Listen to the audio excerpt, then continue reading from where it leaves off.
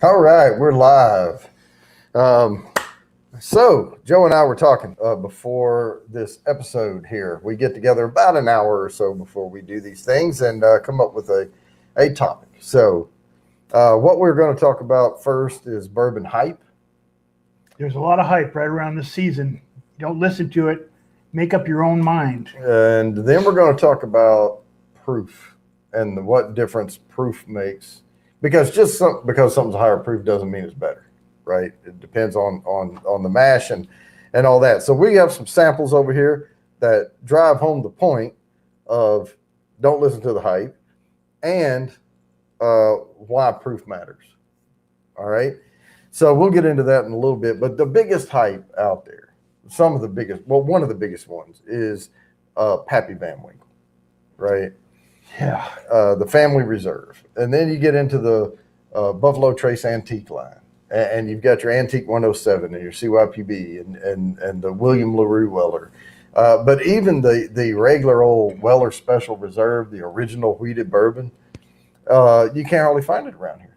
Now, you go down to Georgia and you can buy it for cheap. I mean, cheap. But people tend to think that's a gateway to Pappy or something, but it's really not. I've had Pappy Van Winkle Family Reserve. It is delicious. It really is, but it's not worth $10,000. I mean, I've seen on the aftermarket, Pappy bottles, especially the Family Reserve 23 year, going for 10 to 18,000, and that's ridiculous. Yeah, I saw one for 26,000. Yeah. Now the other one, another hyped one, is the Old Forester birthday bourbons, and they come in the bottle that's like got the tall, skinny neck, and it's bigger at the base. Now it's not like Willet Pot Still, like I call that the I Dream of Genie bottle. The birthday bourbons are a little fatter at the bottom, a little more square, but they do have a longer, skinny neck. And if you see an Old Forester that has, and you don't know what you're looking for, and you see like this big base with this longer neck on it, don't even ask questions. Just grab it and go pay for it. Because you can sell it if you don't drink it. No, and I'm not saying it's all about the hype. It's just at some point, bourbon becomes so expensive that it's not worth it. And the case in point is Booker's. When I bought the Booker's on the shelf behind me back there, which I arguably think that the 2019-03 Country Ham was one of the best Booker's they ever put out. I bought that bottle for about $75. And you used to be able to get them for about 70. And then they went to 75. And then they went to 80. And now they're over 90. And Little Book keeps inching up right along with it, And it's all Booker No. Putting it out, which is, master distiller. And I'm not saying it's not good. It's just at some point, what is it about Booker's that makes it so much better than some of this other stuff? I mean, if it gets up to the same price as Calumet 15 or 14, or, some of these other, like Kentucky, big bourbons, it's not as good as those. And after a while, it'll price itself out of the market. So right. So they're really hurting themselves. But they're going to hype it up. But getting back to the Buffalo Trace fiasco, I guess we can call it. A lot of people talk about Eagle Rare. And Eagle Rare is Buffalo Trace. It is a Kentucky straight bourbon whiskey. And trust me, I love it. I can get it for about $36. All right. And it's worth every penny of $36. I would probably pay $45 for it. Shh, don't tell them. Don't listen to the hype. Yeah. But no, I like it that much. But it's really, really hard to find because every time it hits the shelves, it's gone. It goes faster than like the Old Forester 1920. Wow. But we get fewer bottles of it around here too. But one that you can always find, at least around here, is Michter's, the regular old US one. It's the Kentucky Straight Bourbon Whiskey small batch right there. So I think ounce for ounce, Michter's small batch is just as good as Eagle Rare. Some may even think it's a little bit better. A little different, but just as good. Just slightly different. If you look at it, it's almost the same color. Yeah. So we're going to pour some. And let's start with Eagle Rare because that's the hyped one. Okay. Right? Let's do it. And I just pulled the cork out of this. So we are going to get a slight neck pour on this, but I'll give that to myself because I've had it and I know what it tastes like. For us newbies, what's a neck pour? Oh, it's just the first pour out of the bottle. And I don't follow that. I don't care if it's the first pour. I mean, So does it taste different or? Nah, some people think it does. But it's all about this right here. This is what doesn't matter if it's a neck pour or not. You have to air it out. You can't just, you got to swirl it. You got to get some oxygen in there. Now there's those darker notes, it's Eagle Rare. So you're getting a slight tiny little spice kick, on it. But you've got those molasses notes, dark caramel, things like that. Hey, David Bays. Oh, got your hat. All right.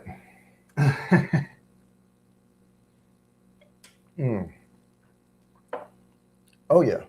I mean, that's good. That's good. It's a good, solid, it's almost a beginner bourbon, But let me grab a couple more glasses because I want you to have it side by side. So quit slugging it so you can have a little bit left in your glass. So what's the proof on that?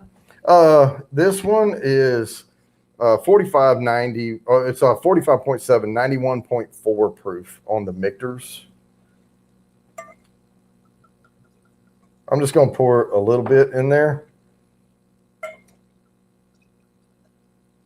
Now, swirl it, same, all that. And then it is lighter color. it is a little bit different. It is just a little bit different. Look different in the bottle. No, look, that is really close. That is really, really, really close to the same color. All right. Now this, I don't want to get them mixed up, is my Eagle.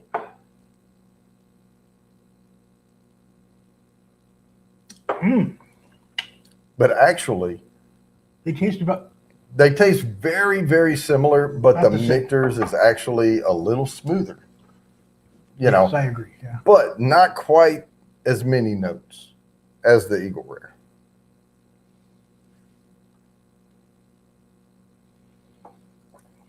Yeah, but you're splitting hairs, at some point. I mean, that Michter's US1, that Kentucky Straight Bourbon, the small batch, is a go-to for me if I can't find Eagle Rare and I run out of Eagle Rare. But I'm always picking up Eagle Rare every time I get a chance because every time I walk in, they all know me around here. So they're like, hey, I got something in the back,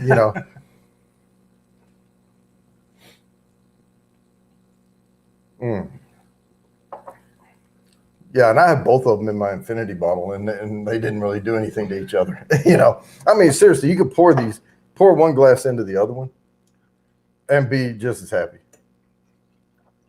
Yeah, try that and tell me if it changed all the notes that much. I mean, they are very similar.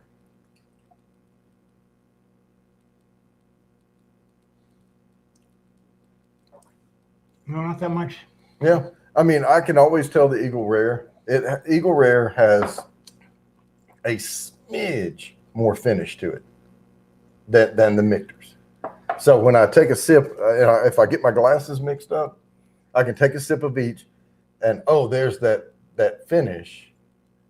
That's how I know it's Eagle Rare. Other than that, they are so close, so close. They are pretty close, yes. So it's not always about the hype. It's about what you like. And there's some things out there that have been hyped up. Oh, yeah. Yeah. I mean, I love it. Love it. And I can, like I said, if you didn't hear it at the beginning, I can get it here for about $36, $37 a bottle. And it's worth every penny of that. And I think the Michter's is actually a little more than it. It's in the 40s, like 45, 48, somewhere along in there. And that's why I always get the Eagle Rare when I can, because it's a slight bit better for a better value. But if you're in a geographical location where they're jacking the price up on Eagle Rare and you can get Michter's for $10, $15 cheaper, it's Michter's. I would buy Michter's then.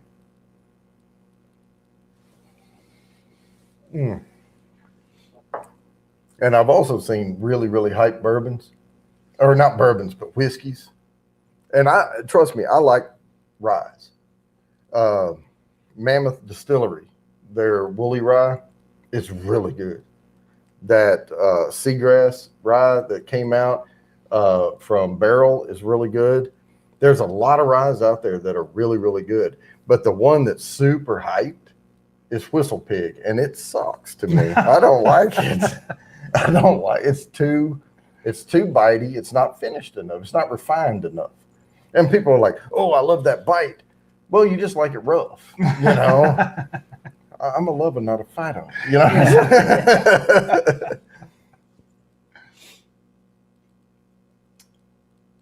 Yeah, I saw Whistle Pig at ABC today. Mm-hmm. And that Boss Hog for $500. Oh, come on, man.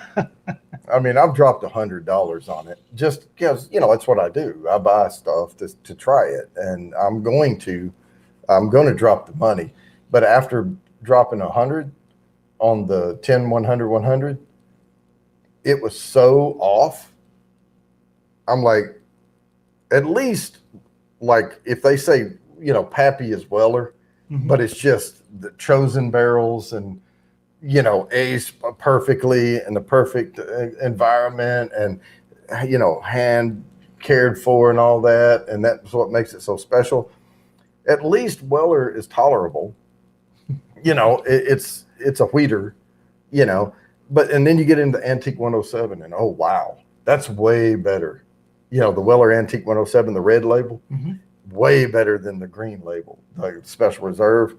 And then it gets even better. But the base isn't nasty.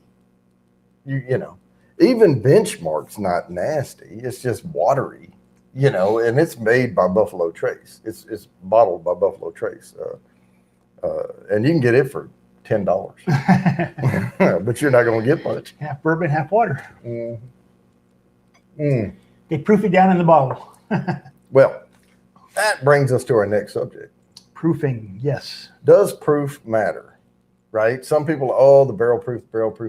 Okay, the reason you pay more money for a barrel proof, it's no secret, is they don't add any water to it. They're bringing it to you cask strength barrel proof, which means they don't put any water in it. And so they're only going to get maybe depends on how old it is, they're probably only going to get around 150 to 200 bottles out of that barrel. Now, if they take 127 proof out of the barrel and they proof it down to 90, they're adding all of that water to it. They're increasing the volume of bottles they can sell. And that's where the price comes down, because you're buying a lot of water when you're buying lower proof bourbons. Some people say, oh, I only buy cask strength barrel proof and I'll add water if I want. That's the way to do it, actually. Yeah, and that's fine. But the example I have here is Wild Turkey Kentucky Spirit, okay, and Wild Turkey Rare Breed. Okay, Rare Breed is 116.8 proof. And the reason I chose these is because Kentucky Spirit single barrel is still 101 proof. You're talking about 15% difference between these two. This is the exact same mash bill, folks. This one is just straight from the barrel, and this one has had agua added to it to cut it down to proof it down. So with that, I'm not gonna. We'll use these glasses, and but I'm just gonna pour you some of this one. Now this is the lower proof. All right, so try it first. The higher proof gets you drunk quicker. Well, it will, but it also masks the stuff on the lower proof. You know, if you're going to try one, try the lower proof first. Because once you try the higher proof, that's going to taste like iced tea, you know, or warm tea. And I'll go on ahead and give this one a swirl for you. Let it be airing. So this is the higher proof. Now the rare breed rye is a whole different animal, right? But remember the notes you got off that, right? Okay. And then try that one. You're going to get almost the exact same notes, but they're going to be stronger. They're going to be stronger.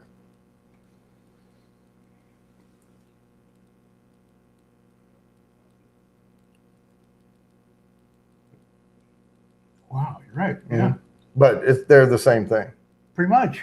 If you take rare breed and you add enough water to it, like 5 drops of water or something, you're going to have Kentucky Spirit single barrel. You know, and that's what always kills me about people. They'll buy the barrel proof and all that, and they'll start adding drops of water in it. Oh, that's too hot. Well, why don't you just buy the junior version of it, Dan? You know, hey, Blue Farm, what's going on? But that's the epitome of, but you're paying more because they're not getting as many bottles out of that barrel.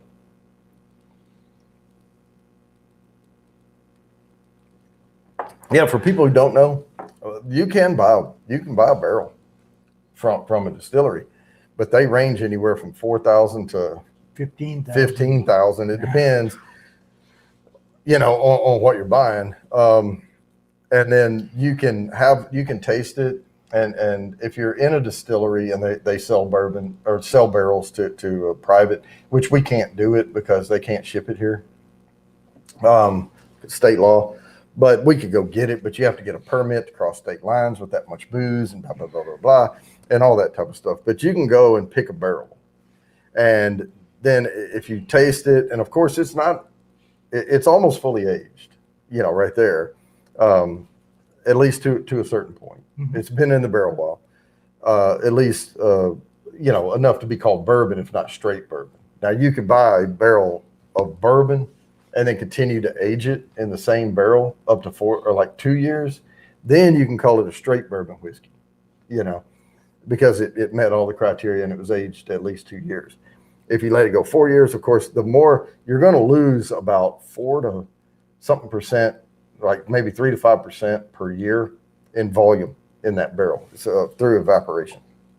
So that's why some of the higher age, you know, year bourbons cost so much more, because the barrel's just reducing by almost half over that aging. Yeah, 30 or 40% every year. Yeah. Always on. What's going on? And so they're getting fewer and fewer bottles out of it the longer they let it age. It can be up to 40% gone from what they put into the barrel. Fewer and fewer bottles, higher and higher costs. Yep. And then if they're selling a 18-year, 20-year barrel proof, they're not adding any water to it, you know. And I know I've said this before, but I'll say it again. Your base bourbons are typically, by law, they're going to distill them at 160 proof. They're going to take the 160 and they're going to cut it down. They're going to proof it down to 125, which is the legal limit they can put it into a barrel. They're going to put it in that barrel. They're going to stack thousands and thousands of barrels in those warehouses. They're not going to care and feed for them. I mean, they're just going to put them in there and let them age for like a couple of months sometimes even, which just gives them a little color, but they can call them bourbon. They just can't call them straight bourbon, right? And then they're going to take all those barrels, mix them all together, and they're going to be at around 125, 126 proof, maybe, you know, somewhere between 125 and 126, because they didn't hardly age at all. Mm-hmm. Then they're going to add water until they get them down to 80 proof. And I call them 40-80s. And that just maximizes the number of bottles they can sell. And that's why they're so cheap. Makes sense. Yeah. Because they're mass producing and they're not leaving them in the barrel long enough to really lose much to the angels, you know. Well, but funny question. I tend to only drink bourbon neat, straight. But if we were talking about next week, if we were going to do a live next week, and I think we are, because neither of us have anything to do. And drink bourbon? We were thinking about doing a favorite cocktails, holiday cocktails next week. I will drink. I used to go, and I'm not. I don't think it's any secret that, and I don't have anything against anybody that likes it. It's just not my favorite to drink neat. Is Maker's Mark, right? And if I'm out and that's all they have, I'll get a Maker's Old Fashioned. And but or if they have Bullet Rye, I'll get a Bullet Rye Old Fashioned or something like that. But you're talking about Bullet and Makers and the Tin Cup and that type of stuff, and that there.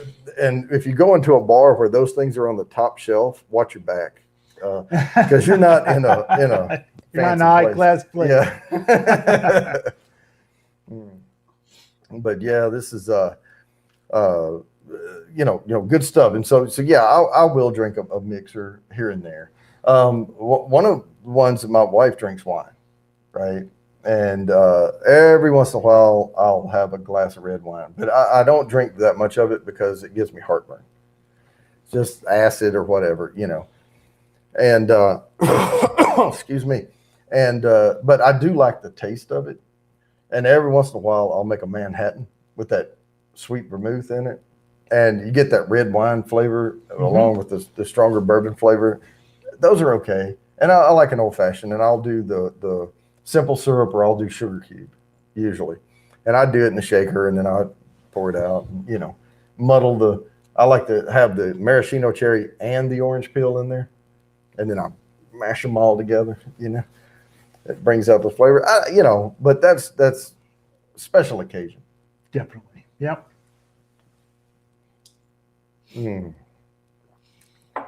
But the thing is, I've had so much bourbon in my lifetime that I've gotten used to it. I love it. I love the flavor. And like I said, even the worst bourbons, I don't kick out of bed, I mean, if all someone had was Maker's Mark, I mean, yeah, I would drink it, and I may drop a couple ice cubes in it, just because I just don't care for there's some little young roughness to it that I don't like, and they mass produce so much. But yeah, other than that, no, I'm a neat sipper. But yeah, I'll sip on and I'll drink Jim Beam, the 40-80, right out the half pint if that's all we passing around the fire. I'll hit it right along with you. I won't say flask. And I won't say anything bad about it either. So, what is your favorite bourbon that you have had so far since we've been doing this? Heaven's Door, I think. Yeah, that was a store pick, guys, and that was a high proof store pick. Yeah, it was good. So Joe tends to like the barrel cast strength barrel proof, and so the more you drink on those, though, the easier this stuff is. Yeah, because first when I had to drink, you had to drop like 5 or 6 drops of water in it before I could stand it. I mean, even this rare breed barrel proof is only 116.8 proof. And I know that they do the same thing that some distilleries do. And that's another thing that makes it cost more. When you distill at a higher proof, you can get more bottles or more barrels, even if you're doing barrel proof, because you can proof it down after the distill to get it to, you could even proof it all the way down to 116 proof, put it into the barrel, because the law is no more than 125. It doesn't say you can't put it in at lower. So you could put it in at 115 proof and then let it age a couple of years and maybe be 118 proof. And you can still call that barrel proof. But at some point, once it gets so low, people don't tend to stick that moniker on there because people are like, really? It's only 113 proof, or whatever. That does sound good. Vanilla Jim Beam. Yeah. Oh man, and the Jim Beam honey, my dad bought a bottle of that. Now it's not bourbon at all. I mean, don't trick yourself. It tastes awesome though. He asked me if I wanted a sip, and I turned him down. I wish I'd never done that. Yeah, I may go buy a bottle of that Jim Beam honey just to because I love Yeah, it wild sounds honey. good. Yeah. Oh man, but no, don't trick yourself. It's more like a schnapps than a bourbon.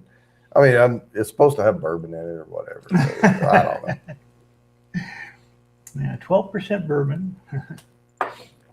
But if y'all watch me at all, you know I drink Coors Light too. So I'm not all about the flavor all the time. But so talking about the proofs and everything, that Heaven's Door. Do you remember the proof on that thing? It was 100 and It was high. It was in that corner right there. really high. It was 126, which is not extremely. I mean, I've seen it higher, and I know we say that it can't go into the barrel higher than 125 proof, but water will soak into the barrel, leaving a higher alcohol concentration behind. And I've seen them up above 130 on some of those, which means they barreled it at 125. Because you're not going to get 132. I don't care how long you let it go, because once that barrel's saturated, that's it. It's not. I got a question kind of off the subject. That's Yeah. okay. Sure. I went to ABC today and I saw North Carolina moonshine. Yeah, ABC, by the way, is the state-ran liquor store. Alcohol Bureau. Yeah, blah. blah blah blah. Yeah, we have to go there to get booze. We can't go to our local liquor store. Yep, and they can't sell like beer and wine out of the ABC store. It's only higher proof distills. Yeah, fun stuff. Anyway, I saw North Carolina moonshine. What is that? White Dog. All bourbon starts as White Dog, right? It's clear when they put it in the barrel. It's moonshine. It's unaged whiskey. Is that right? Yeah, or not barrel aged anyway. Okay. I mean, because the barrel would give it color, and the fact that it's clear, it hadn't been aged. Okay, learned something new. Now I don't know what the mash is on it or anything, but typically moonshine is corn liquor. Either really really high or 100% corn. I mean, at least that's my. From where I grew up, people were making it, and they're up in the hills, And then they add fruit to it when it comes out and goes into the ton or whatever. They'll have like peaches and stuff in there, and apples and Well, that things. sounds good. Peach moonshine. Oh man, that apple pie, and I know they sell something called apple pie. But when I talk about, and when Big Daddy H talks about getting apple pie, he's talking about getting apple pie. He's talking about the ones where they distilled it and put it in mason jars, and they had it run through the spiced apple stuff, and it tastes like an apple pie, and it will knock you silly. It will, because it tastes so good. Now it burns like freaking. I mean, you'll lose your breath taking a swig of it. Really? Oh yeah. Wow. I mean, this stuff here is, Lightweight. I mean, this is folks up in the hills. Like, there's no regulation. I mean, they're running through the drip, and they're, dripping down on these apples and spices, but that's 180 plus proof. I mean, that stuff is up there. And I've had it, and it's really, really good. And I even like the straight corn liquor, that they make certain ones that make it. God, it's just got such a great flavor to it. But I can't have more than like a couple of sips of it. And honestly, when I'm drinking moonshine, I get a saddle headache, like, on each side of my head up here before I start feeling. It's so much alcohol, going in. And I'll get a little bit of a headache, and I'm like, oh, I got to slow down. And then I'll grab a beer or something, Like a brain freeze, huh? Just sort of like that, but it's like a dull, warm, saddle headache. And that's after about 3 or 4 sips of it, you know. And when I say sips, I'm taking pretty good little, because it's a big ass mason jar, you know. And people don't worry about drinking after anybody because it's going to kill any Any kind of germs on the side, yep. They're goners. Yeah, you can set it on fire and it'll burn blue for a while.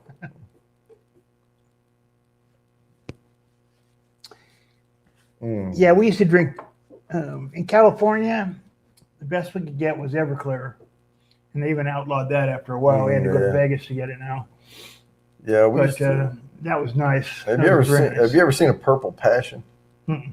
Oh man, I don't even know. Has anyone in the chat ever heard of Purple Passion? When I was growing up, there was this can. It was like an aluminum can, and it was a purple can. It had a cow on it, or something. No, it didn't have a cow. No, that was the other thing, purple cow. But the people used to make a purple cow out of Purple Passion, right? And they would mix it with vanilla ice cream. Put a little scoop of vanilla ice cream and make a whiskey float, like a purple whiskey float with it. And that was mostly what some of the females did. You know, they would put a scoop of ice cream. But Purple Passion was made with PGA. And it was like, you know, an ounce or whatever, PGA per 12-ounce can, like a shot. But that was high alcohol content. And it tasted like like a high C grape soda that had gone bad. But it was cheap. And yeah, we would buy like a few cans of Purple Passion and like some MD 2020 or something. And, you know, somebody would have a couple of those little half pints of like Jim Beam or something. Uh-huh. That's what I grew up on, you know, in high school and everything. And college, but I was 21. Yeah, I grew up on dry martinis. Oh Lord, yeah. You know, that was one thing. I when I got older, I was still in my 20s, but I was probably 26, 27, and of course I'm a James Bond fan and all that stuff. Yeah, and yeah. So I go into this place and I'm in a not a suit, but I've got a dress shirt and slacks and stuff, you know, and I'm still in the military, but we're in civvies, you know, and we had this function to go to. And so I go into this bar and I'm trying to look cool.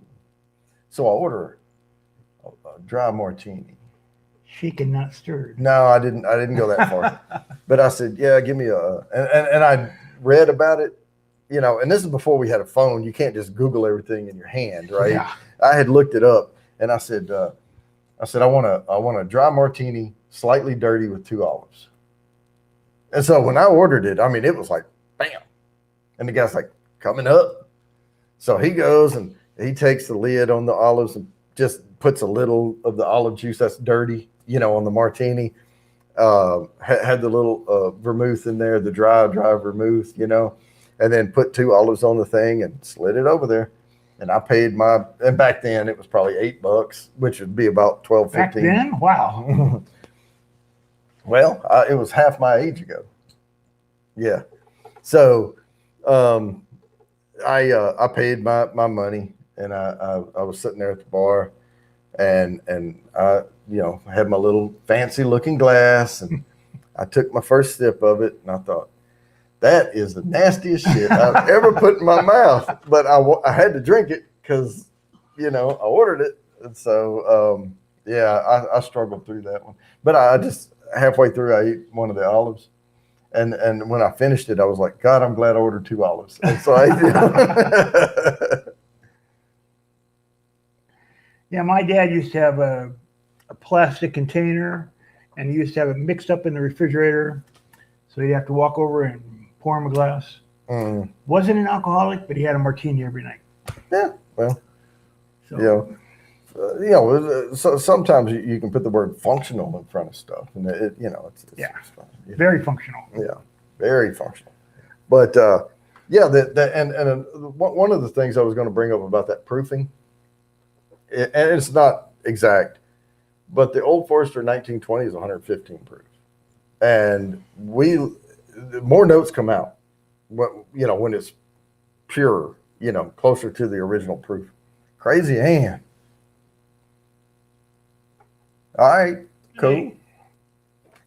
And so, but it has more notes, more flavor, but those are different mash bills on those things, different methods that they're working. And what I'm talking about is the Murderer Row series of Old Foresters. The 90, the 100, and the 115 are the ones I have. And then an Old Forester, though, they make that Statesman. Now that's a hype. Okay. Statesman is not as good as the rest of the Old Foresters. And Old Forester Statesman was bottled after the movie Kingsman, the second one, when they meet up with the guys in the States, and they're called the Statesmen. And their cover, like over in England, their cover was a suit shop, And over here in America, it was a distillery, a bourbon distillery, right? And that was their front, for the Statesman. And they came out with that bourbon, and yeah, I bought a bottle of it, but it's not as good as the other Old Foresters. Yeah, the second Kingsman wasn't as good as the first one either. Yeah. I don't know. I watched them because I was waiting on John Wick to come out. Oh, yeah. Hey, neighbor girl, how's it going? Hey, she was already here. I'm sorry, guys. We're chit-chatting. I'm not paying that close of attention, but I try to look at the chat every once in a while. But we are talking about specific topics here for right now. This is only about an hour show every Saturday. Sip along. But I'm getting kind of a lesson in bourbon. So if anybody has any questions, that's what we're here for. Yep. Shoot us your questions, and we'll try our best to answer them. Yep. Joe's learning, but he's getting there. And if you wait too long, he's going to know as much as I do, and then I will never know as much as he does. Oh, bull. I take my word for it. It's called repetition. I say the same stuff on here a lot. After a while. Still, you know a lot. Well, I know a lot about certain things. I know a lot about bourbon. Bourbon? Yeah, I do. I don't know everything though. I still research all the time. I'm constantly looking stuff up. Google Bible, yeah. Things change, and and I have Google alerts that alert me when things come out about bourbon, about certain distilleries. I have like 6 or 7 Google alerts, coming in. And if y'all don't know it, you can go on Google and you can set up alerts in Google, and it will email you. And like, it won't show you something that's been on the internet before. It's when the crawlers are out there and it sees some fresh content come out, it will send you an email to a link that you can review the content. So it keeps you from having to, did I read this already, or check the date? You'll know it's coming in fresh, and then it's worth your time to take a look at it. And sometimes it's a recycle, thing, but the legs, Crazy Ann, none of these bourbon's legs will ever be as good as yours. Put it that way. Yeah, I'll drink to that. These legs can't wear TikTok tights.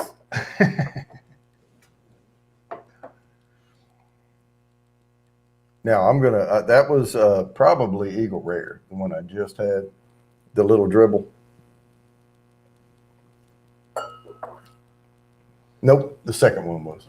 That was that kick. That was that kick in the back. That slight finish kick that I get out of Eagle Rare. It just makes it a smidge better. A smidge better than Michter's. If y'all are just joining, if you can't find this, get this. You won't be disappointed. If you like this, you will like this. This is the Eagle Rare is really hard to find. Yeah, it can be. Depends on where you are. But the Michter small batch Kentucky Straight Bourbon is typically more expensive than Eagle Rare. It depends on whether they're hyping it and jacking the price up or not. So if it's cheaper, get the Eagle Rare. Well, that's fine too. Only the Santa hat. Well, see, that's even better. Now she has better legs than any of my birds.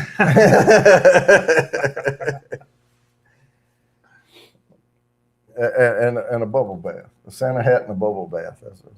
There you go. Yeah. How much more do you need? Now, I know we've talked about age before. The one thing I was going to bring up, though, is just because something's a higher proof doesn't mean it's better. There's some bourbons where the barrel, like they design it for that, you know. And that's another thing to bring up is there's distilleries out there. They call themselves distilleries. They don't distill anything. No, they don't. They procure barrels. They put them and age them. They blend them. They may finish them in something. They'll buy empty barrels of something else. You know, they'll transfer the bourbon, you know, to those barrels and call it finished in and things like that. And they don't distill anything. They don't have the mash tuns. They don't have any of that equipment. And a lot of them procure through out of Indiana. It's MGP juice. But MGP has several mash bills to choose from.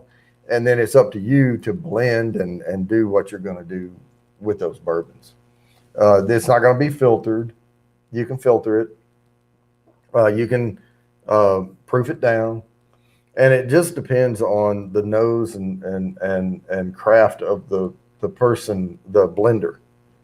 Because if they taste a barrel and go, ooh, that's a little rough, you know, the barrel right beside it, same exact mash bill, same exact everything, same exact age, is a lot smoother.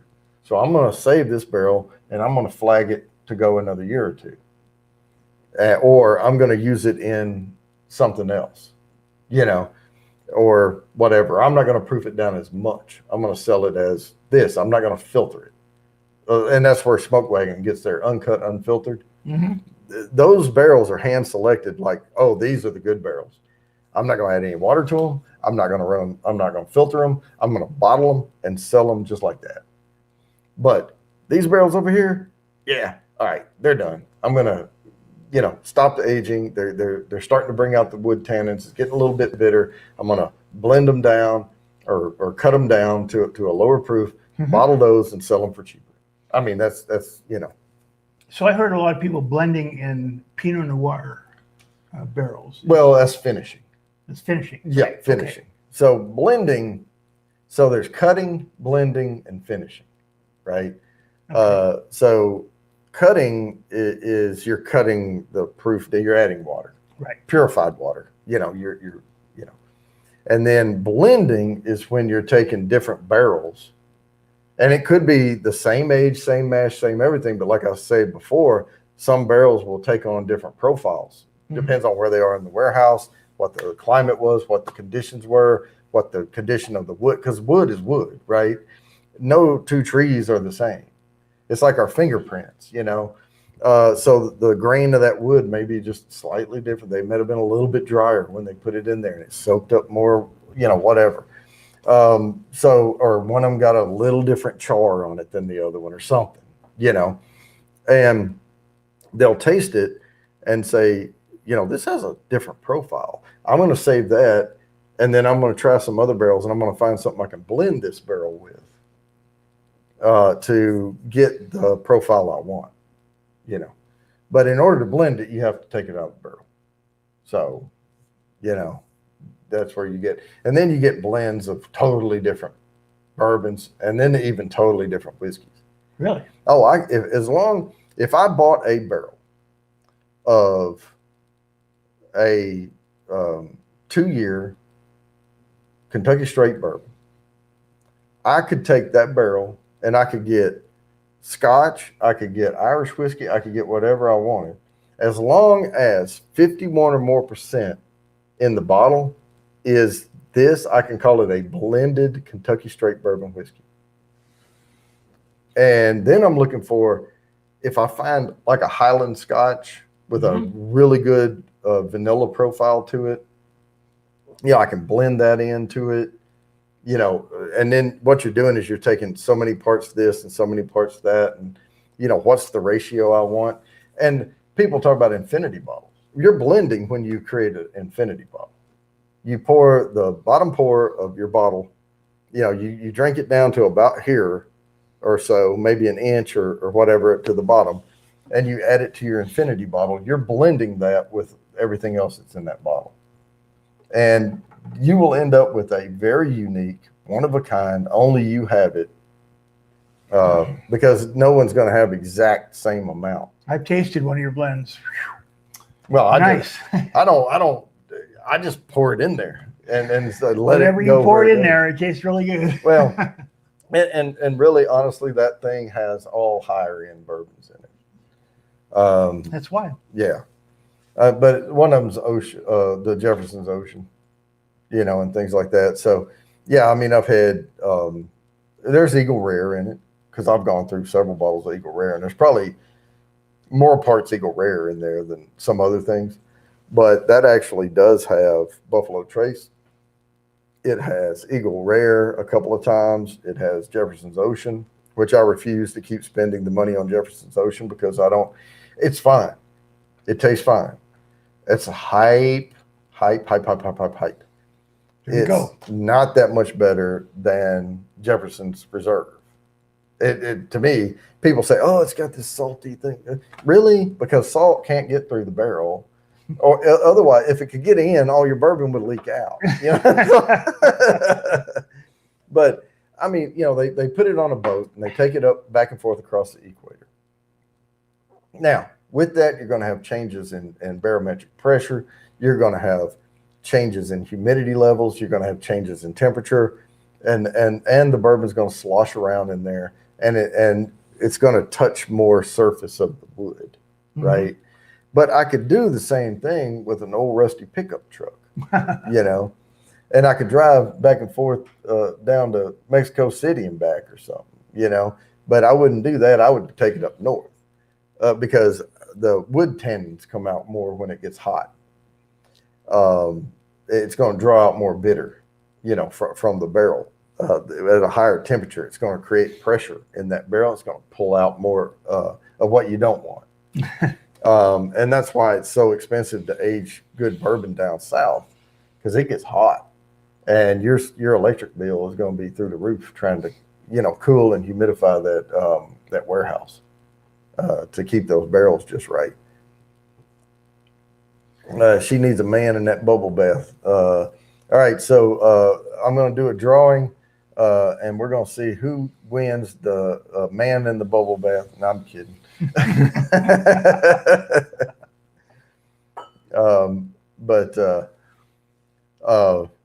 Some of that's hype, and I brought up before, and I was joking, and I said I'm going to have one called like Good Old Boy Bourbon, and I'm going to buy a bunch of barrels, and I'm going to get me a trailer, hook it to the back of an old truck, and I'm going to drive around, slosh that bourbon around, and say more surface area, touch more surface area, and I never crossed the Mason-Dixon line. I drove back and forth across the South with these barrels and charged $80 a bottle for it because it's Good Old Boy Bourbon. And it's worth it. Listen to the hype. And when I said that to somebody, they went, "That's a good idea." So I was just joking. So don't be surprised if you see a Good Old Boy Bourbon. But yeah, I would drive it and I would take pictures that's why you take pictures of the moss in the trees in Georgia, go over and then come back across and like go into Texas and then back and forth, just back and forth. But you know how much gas that would cost? A lot, especially at these prices. Yeah, boy. And I'd probably have to sell it for $150 a bottle, get a profit off of it. But yeah, that's a lot of that. But again, if you like it and you think it's worth it, buy it. I don't see it. I personally, on the Jefferson's Ocean. And like I said, Booker's is about to price themselves out. Little Book. I've had a couple of Little Books before I quit buying it because they're $120 something a bottle, and it's just I'm not that impressed. I'd rather if I have $120 to spend, I'd rather buy the Calumet. I'd rather go to Louisville and buy Louisville, whatever, however you say it. I say Louisville, But I'd rather go there and get some behind the glass picks for even 140, you know, and have something special that I can have on hand. That's right. So yeah, I think, and I know people talk about Scotch, and somebody I was joking, but they said, "Oh, Scotch is far superior to bourbon." I said, "Oh, really? Then why do they age it in bourbon barrels?" You got to have a base flavor from somewhere. You know? Yeah, you just haven't tasted bourbon. Yeah. And not all Scotch is aged in bourbon barrels, but a lot of it is used bourbon barrels. But Scotch, though, you can add color to it, and bourbon, by law, you cannot. So when we talk about the color on these bourbons, it means something. And when you talk about color on Scotch, does it mean something or not? You know, you don't could know. be food coloring. Yeah, you just don't know. And I'm not knocking it. I have several bottles of Scotch over there on the shelf. I mean, I like Scotch. You know, I tend to stay away from the smoky, peated Scotches. But no, I like I have a Dalmore over there. I have a Glenmorangie. You know, I do have a Jura, and that's the Isle of Jura, which is some peat to it, but it's not overwhelming. It's not like, oh, I got my cigar turned around and went to take a puff on, you know, type smoky. So what is that? The Isle of what? Jura, Jura. And honestly, if you have like a little snifter of the Jura, you may or may not pick up on the peat, the smokiness. But then if you try, like, save a little in the glass and then try the Highland and then go back to it, you will taste the smokiness then. It'll be far more pronounced. Well, it's 7:07 here. We're getting close to wrapping this up, but next week I think we're going to do a cocktails for Christmas. Okay, that sounds good. Yeah. And not that we're going to have it and make them or anything, but we'll just talk about them. We'll make one or two because I'm not going to make eggnog and rum or anything, you know. But you don't have to make it. Yeah, let's just we'll have some drinks for you, and we'll show you how to make them. Yeah, and we'll go from there. And we'll show you how to drink them. Yeah, well, I'll show you how to drink one or two of them. But yeah, we'll be focusing not on like the old fashions or anything. We'll look for spiced stuff, you know, the Christmassy type drinks. But we don't have to go a full hour on this, and we're not, because we're out of stuff to talk about. So we're going to go ahead and end this, guys. Joe, you want to say bye? Yeah, I do want to say goodbye to everybody, and thank you for tuning in, and Merry Christmas. We're at the holidays. It's celebration time. Please drink responsibly and don't drink and drive. All right, guys. Have a good one.